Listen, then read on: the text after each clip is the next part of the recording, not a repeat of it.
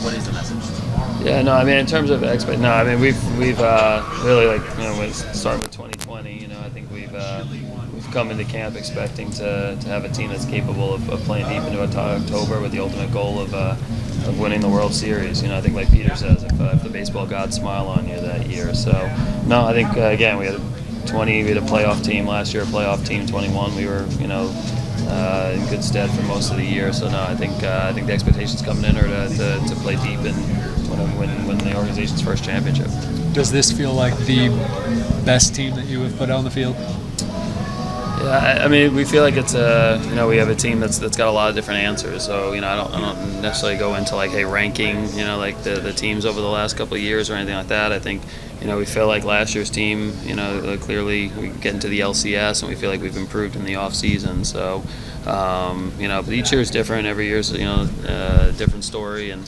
I think from our standpoint, really just the biggest key is just focusing on, honestly, things that we can control every single day, getting ready for the season. We've got the Classic this year and in spring training, but, just kind of building off of last year's, LCS appearance.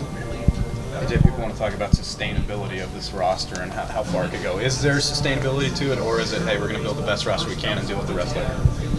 Yeah, no, I mean, I think again, like obviously, like starting in 20, we've been a team here the last few years that has been very competitive, and we've got a good blend of veteran players. We've got a lot of our key players under contract. You always have free agents at different points in time, but we feel like our scouts and our player development do a great job of giving us resources and having more players coming through the pipeline. That's been like a real probably like untold story here the last few years. It's just the ability to make trades, make deals, and still have top prospects and players that other teams want, or from our standpoint, like players that are gonna come up and play in San Diego. So yeah, I think if you're good at what you do, from a scouting development standpoint, that always helps you in the long term, and I have a lot of faith in our group on that front. You talk about this team has a lot of answers. Is organizational depth in the pitching one of those? You seem to have some more options to go to if things befall your starting rotation.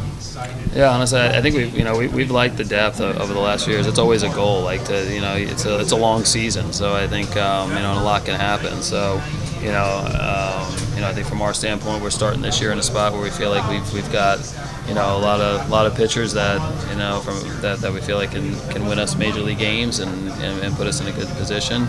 But you got to have that every single year. So I feel like from our standpoint this year, we always try to address that. And I think we've got a good blend of some younger guys that have some things to prove, that have kind of worked their way through the system, and some veteran players that are coming in here to compete, and some other veterans on the roster that are going to feel like they're going to pitch well throughout the year for us. With so many pieces, where people land, especially in the infield, is that going to be an evolving thing in the spring, or is it not a concern? You're happy to have everybody here, but what's the difficulty, if there is a difficulty, in trying to slot everybody?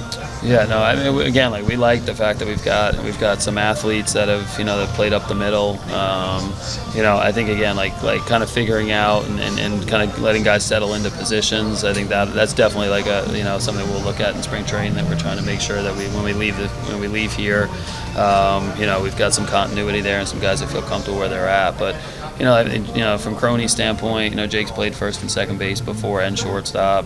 Kim's played all over the diamond in different situations. He's played third base in Korea and shortstop and second base for us as well. And obviously Xander and Manny, you've got two perennial all-stars on the left side. So and Tatis just being a great athlete that can do a lot of different things. So yeah, that's something for sure in spring training. Kind of getting comfortable and having guys kind of settle in, playing together and playing those spots, but. Kind of like the dynamic of having some athletes that can play all over the field and have played in those spots in the past. Are you concerned about, is there any pushback, like, hey, I don't want to play there, or are you comfortable everybody's on board with? No, the conversation's really starting from like even before we signed Xander, conversations with knowing Tatis coming back this year. We just got some players that they really want to win, and I think they understand that the way to win is having a lot of really talented players on the field together. And I think they're more excited, honestly. That's the tone you get, is like an excitement about what we can do as a team and as an organization this year and how they can contribute. And I think guys are really looking forward to it, honestly. Do you get irritated or frustrated at all when you hear teams, not so much GMs, more owners, question that sustainability of the franchise? I mean, I think everyone's, again, like, that's, it's all part of, baseball and sport, having different opinions and different thoughts on, ultimately, like, hey, like, different questions. And sometimes, too, when things are a little bit different or you're doing things, maybe not in the same way as other organizations, people may question. But, no, I think from our side, that's a challenge for every organization, is like, you can look up and try to put together a team that's competitive for a 3 or 4 year run, and how you can turn it into a long extended run of year-to-year success. And I think, again, if you have, like, if you have really good coaches, really good scouts, really good people, and most importantly, really good players, you should be competitive year in, year out.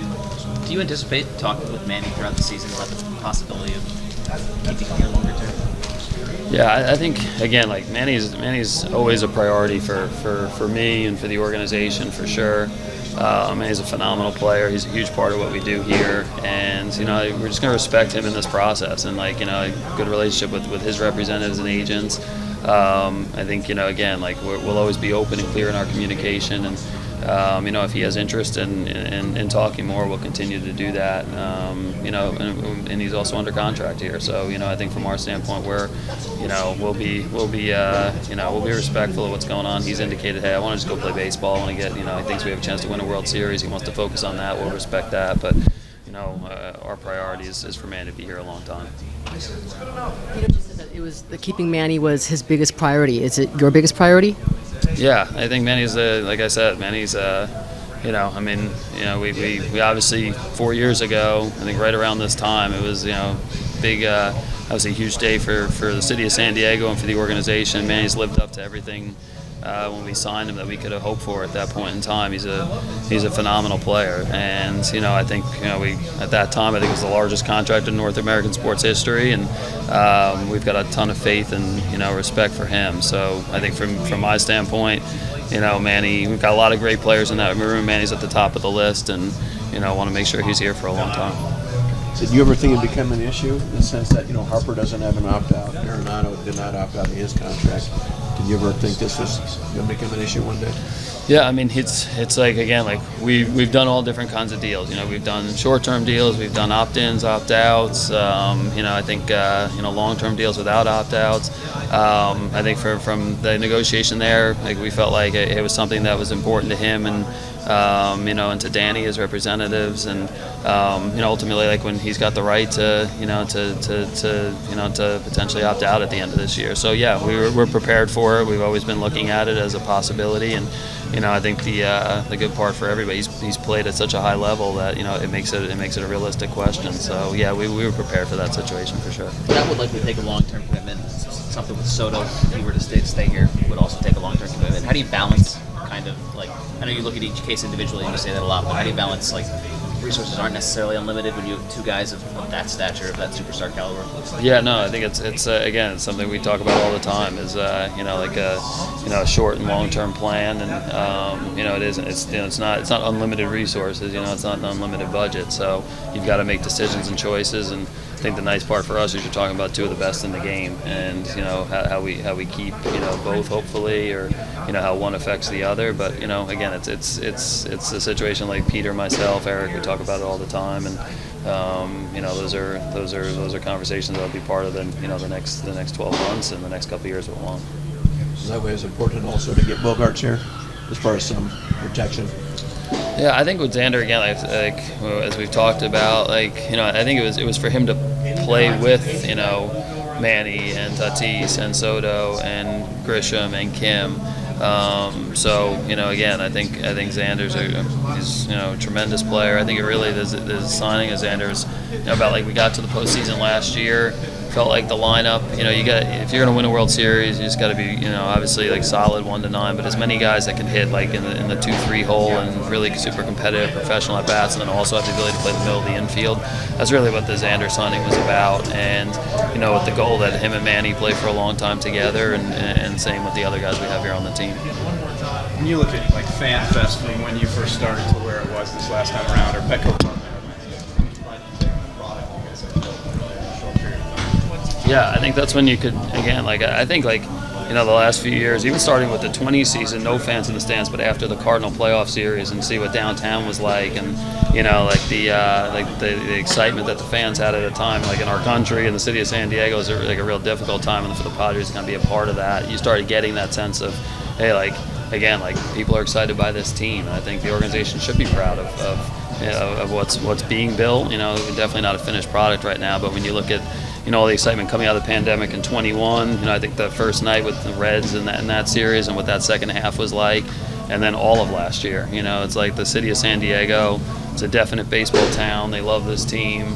They love the players. I think it's really a testament to the players, because they're exciting and they bring the fans out, and they're really hungry to win. So yeah, I think that's been the goal since we got here, is to have this type of environment, this type of situation. That's what you want, I think, in all sports. And we're not quite there, but we're when you see something like Fan Fest in February, to see the fans that exciting, that's that excited about everything, that's the type of atmosphere you want to be a part of, for sure. What's your expectation for Fernando this season? Yeah, I think the health is the most important thing right now. Obviously, making sure that coming back from the wrist revision, and definitely from the shoulder, that he's pacing himself at the right points. He's done a great job from a rehab standpoint. I think it's almost like for us, kind of like making sure he's checking every box and kind of holding him back. He's obviously very hungry to get back on the field and excited, and he's put the work in. So that's a huge part. Again, like the baseball side of it, he hasn't played now for over a year in real competitive games. Obviously, the rehab stint for a minute last year. So yeah, I think it'll be interesting. I think we're going to kind of go into it open-minded to see how just him getting back in the flow of playing every single day and using spring training to do that. But you see it here, even just in the practice sessions. He's a tremendous athlete. He's a tremendous baseball player, and he's really motivated. And he understands that. Yeah, he's got.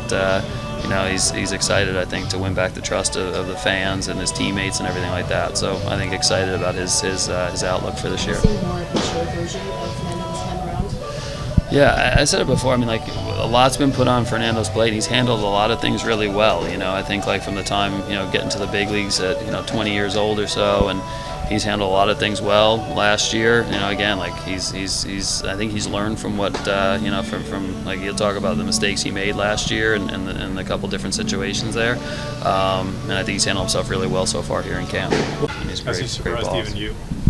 Has he surprised even you with how much he's been willing to spend? At the start of this offseason, did you expect you guys to be where you are now? No, I think we just have a lot of conversations, so I think it's back and forth. It's not like we sit down and say, hey, we need to get to this number or that number or anything like that. It's a conversation that we have where we explain, hey, this is positive, negatives, these are different directions we could take, this is what we see in this player or that player, or how it affects the whole team, and then ultimately we make a decision. And some years I think the number will be higher, some years lower, but we're going to do what we think we need to do to win, and what we think is best in the best interest of the Padres. In your role, obviously, is to be creative and to push and to push. Have you been surprised with some of the ideas, personnel-wise, you had, free agents, whatever, that you keep getting a yes from the upstairs and you haven't hit a no? No, there's plenty of no's. I think I think that's the one thing. Sometimes you see the Padre name. Sometimes in the media, they some of the rumors are true, some of the rumors aren't true about who we're interested in. I think it's kind of become the thing where everyone assumes they're interested, which is probably a good position to be in at different times. But yeah, no, there's plenty of situations that are either that we decide, hey, we just don't want to go down that path. There's times where it's no, this isn't quite the right time to push here or there for different players. So yeah, obviously we've lined up on some trades and some free agent signings here, in the last few years. But no, there's plenty of times where, again, there's a plan and a process to what we're doing, and there's plenty of times where you go back and forth, and you move on to a different player, a different situation if it doesn't quite line up for us. Can you go an entire offseason without making a trade? I think we have. No, I don't know about a trade. My guess is all 30 teams are making trades in the offseason, is my guess. So yeah, no, but we've had trade deadlines, and we've had different off seasons where it's been more free agent heavy, or Rule 5 heavy, or or free agent heavy. So yeah, I think again, we like our roster, and I think ultimately, you know, we were able to hopefully supplement it this offseason and by making some moves. But you know, every year is a little bit different, honestly.